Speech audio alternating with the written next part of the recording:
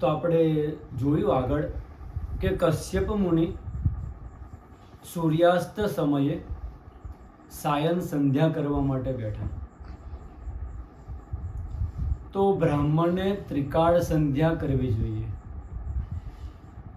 બ્રાહ્મણ, ક્ષત્રિય અને વૈશ્ય ત્રણેય માટે ત્રિકાળ સંધ્યા બતાવવામાં આવેલી છે.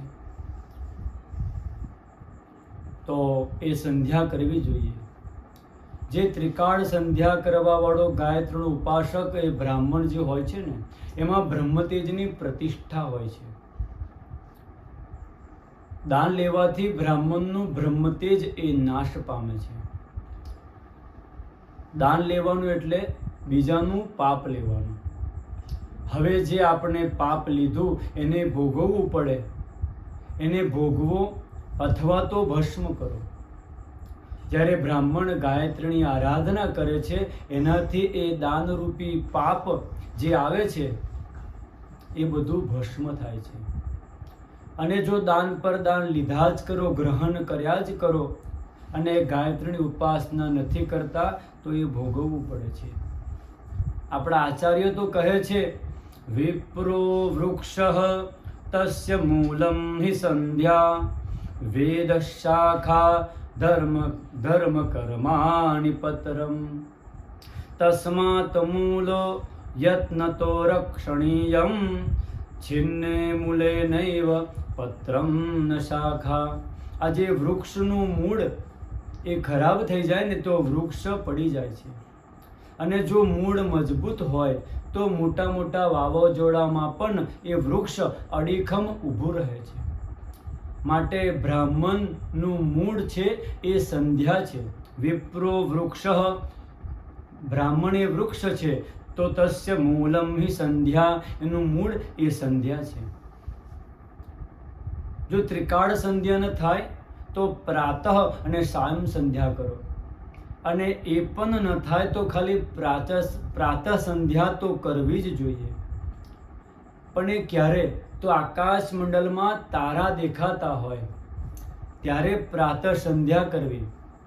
કહે છે, ઉત્તમા તારકોપેતા મધ્યમા લુપ્ત તારકા અધમઃ સૂર્ય સહિતા પ્રાતઃ સંધ્યા ત્રિધા સ્મિતા. જ્યારે આકાશ મંડળમાં તારા દેખાતા હોય ને ત્યારે પ્રાતઃ સંધ્યા એ બ્રાહ્મણના દીકરાએ કરવી. તારા દેખાવાના બંધ થાય ને થોડો પ્રકાશ થાય ત્યારે સંધ્યા કરે એ મધ્યમ સંધ્યા. અને સૂર્યની સહિત એટલે સૂર્યનારાયણ ભગવાનના દર્શન થતા હોય અને સંધ્યા કરે એને અધમ સંધ્યા કહ્યું છે. તો બ્રાહ્મણ માત્રે જ્યારે તારા દેખાતા હોય ને ત્યારે જ સંધ્યા કરવી. અને બીજું એ પણ કહે છે કે સમય નીકળી જાય પણ કર્મ એ છૂટવું ન જોઈએ. નહીં તો ઘણા લોકો વિચારે કે આજે મોડું થયું છે, સંધ્યા નથી કરવી, ભાઈ 9 વાગી ગયા, સંધ્યા શું મતલબ હવે? પણ એ મોડી તો મોડી સંધ્યા કરવી જોઈએ. એનાથી કર્મનો લોપ થતો નથી. જો એ સંધ્યા ન કરીએ તો કર્મનો લોપ થાય. એક વખત કર્મ છૂટ્યું તો પછી એ ધીરે ધીરે છૂટી જાય છે. માટે સમય નીકળે ને તે છતાં પણ બ્રાહ્મણે સંધ્યા કરવી જોઈએ. તો કશ્યપ મુનિ સાયં સંધ્યા કરે છે. ત્યારે તેમના પત્ની દિતિ આવ્યા. કહેવા લાગ્યા કે મુનિ મને સંસાર સુખની ઈચ્છા છે. કશ્યપજી કહેવા લાગ્યા, ઈશા ઘોરતમા વેલા ઘોરાણામ ઘોર દર્શના ચરંતિ યસ્યામ ભૂતાની ભૂતે સાનુચરાણીહ. અરે દિતિ સાંભળો, ઈશા ઘોરતમા વેલા, અત્યારે આ રાક્ષસોનો પિશાચોનો સમય છે અને આ સાયંકાલે ભગવાન ભોળે બાબા દેવોના દેવ મહાદેવ એ વિચરણ કરે છે. માટે સૂર્યાસ્તના સમયે કોઈ અપરાધ એ કરવો નહીં. જો અપરાધ થાય તો રુદ્રદેવ એ ક્રોધ કરે. દિતિને કશ્યપજી ઘણું સમજાવે છે પણ એ સમજતા નથી. અંતે જીદ કરી એટલે ઈચ્છા પૂર્ણ કરી. સમય પૂરો થયો એટલે દીતીને પસ્તાવો થયો કે મેં આ શું કર્યું, સાયંકાલે અપરાધ કર્યો, મારાથી મોટી ભૂલ થઈ. કશ્યપજીને કહેવા લાગ્યા, કશ્યપજીને કે મારી ભૂલ થઈ છે તો શું અપરાધ થઈ ગયો, મોટો સજા થશે? તો કે હા, મોટી ભૂલ થઈ છે તમારે, તો એ ભોગવવા માટે તૈયાર થાઓ. તો મારા શું થશે? તો કહે સૂર્યાસ્ત સમયે 4 કામ એ ક્યારે કરવાની શાસ્ત્રોમાં બતાવ્યું. આહારમ મૈથુનમ નિદ્રામ સ્વાધ્યાય ચ વિશેષતઃ. સૂર્યાસ્ત સમયે આહાર ન કરાય. જો સૂર્યાસ્ત સમયે ભોજન કરીએ તો દેહમાં રોગો આવે છે. સંસાર સુખનો પણ સાયંકાલે નિષેધ કર્યો છે. સાયંકાલે નિદ્રા પણ ન કરાય. જો સાયંકાલે જો શયન કરીએ તો એ નિદ્રા જે આવે છે એનાથી ઘરમાં ઘણી હાનિ થતી. અને સ્વાધ્યાય ચ વિશેષતઃ. ભણતા બાળકોએ સાયંકાલ સમયે એ ભણવાનું કામ પણ ન કરાય. અને આ જે સૂર્યાસ્ત સમયે તમે આ કર્મ થયું છે તો તમારે ભોગવવું પડશે. હવે સૂર્યાસ્ત સમયે ગર્ભ ગ્રહણ કર્યો એટલે કહેવા લાગ્યા કે તમને દુષ્ટ સંતાનો જન્મશે, તમારાથી 2 રાક્ષસો જન્મ લેશે. દીતી એટલા બધા ગભરાઈ ગયા કે શું થશે. દીતી કશ્યપની માફી માગે કે હે નાથ, મને માફ કરો. ત્યારે કહેવા લાગ્યા કશ્યપ કે ભલે ભૂલ તો થઈ ગઈ છે,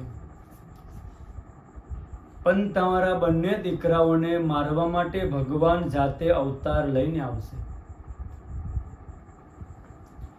અને તમારા દીકરાને દીકરો એ ભગવાનનો પરમ ભક્ત થશે. આમ વિચાર્યું કે દુષ્ટના બાળકના જન્મ થવાના છે તો દીતીએ 100 વર્ષ સુધી બાળકોને જન્મ જ ના આપ્યો. એ બાળકને જન્મ જ ના આપ્યો. પ્રાજાપત્યમ તુ તત્તેજઃ પરમે જોહનમ દિતિઃ દધાર વર્ષાણિ શતમ શંકમાના સુરાર્દનાત. 100 વર્ષ સુધી ગર્ભને ધારણ કર્યો, પછી જન્મ એ બાળકોને આપ્યો. હિરણ્યકશિપુ અને હિરણ્યાક્ષ એમના નામ પડ્યા. આજે હિરણ્યાક્ષ અને હિરણ્યકશિપુ એ ભગવાનના પાર્ષદો છે, જય અને વિજય. ભગવાન બ્રહ્માજીના માનસ પુત્રો સનક, સનંદન, સનાતન અને સનત કુમાર એ વૈકુંઠમાં દર્શન કરવા માટે ગયા. આ જય વિજય દ્વારપાળે રોક્યા. એ સમયે સનકાદિકોને ક્રોધ આવ્યો અને શ્રાપ આપ્યો કે જાઓ તમે રાક્ષસ યોનિમાં જન્મ લેશો. એ આ હિરણ્યાક્ષ અને હિરણ્યકશિપુ જન્મતાની સાથે જ વિરાટ સ્વરૂપ ધારણ કર્યું. હિરણ્યાક્ષ હિરણ્યકશિપુને કહે કે મને યુદ્ધ કરવું છે, મારે યુદ્ધ કરવું છે, પણ કોઈ મળતું નથી. ત્યારે હું દિગ્વિજય કરવા માટે જાઉં છું. હિરણ્યકશિપુ કહેવા લાગ્યા કે ભાઈ તમે એકલા જ જાઓ, તમે એકલા જ કાફી છો, તમારે કોઈ સેનાની જરૂર નથી. અને એ દિગ્વિજય કરવા નીકળ્યા. ધરતી પર કોઈ ન મળ્યું એમને સામે યુદ્ધ કરવા. ત્યારે સ્વર્ગલોકમાં ગયા. સ્વર્ગલોકમાં ગયા તો બધા દેવતાઓ ગભરાયા. આખું સ્વર્ગલોક ખાલી થઈ ગયું. ત્યાં પણ કોઈ ન મળ્યું. ત્યારે સમુદ્રમાં આવ્યા.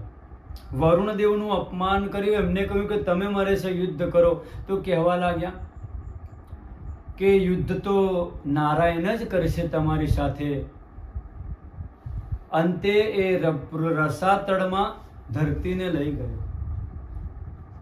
મનુ બ્રહ્માજીને કહે હવે શું કરીએ? આ તમે સૃષ્ટિ વિસ્તારની વાત કરો છો તો ક્યાં વિસ્તાર કરો?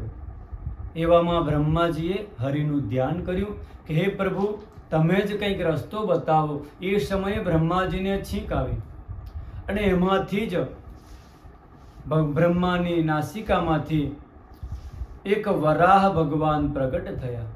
બોલો વરાહ ભગવાન કી જય. હવે આપણે આગળ સમજીશું. જય શ્રી કૃષ્ણ.